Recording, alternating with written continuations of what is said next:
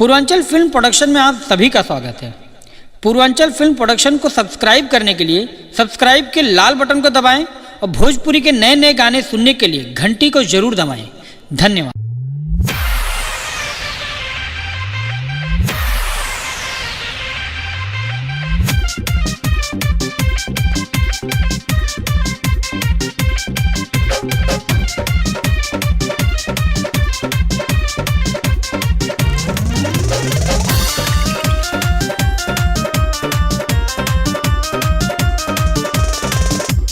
फटा फटिया मजनू बैठाइले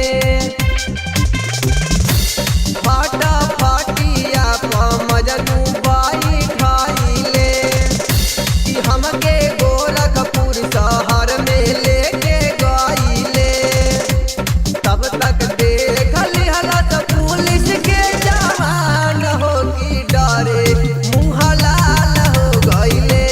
कहले लागल हमरा जानू से सवाल हो कि डरे मुँह लाल हो गइले।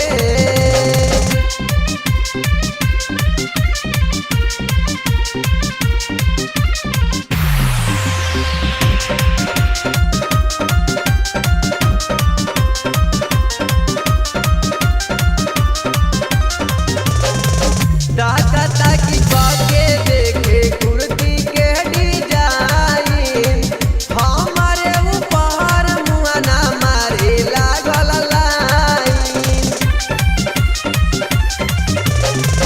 दादा ताकि बाके देखे कुर्ती के डिजाइन हमारे ऊपर मुआना मारे लागल लाइन।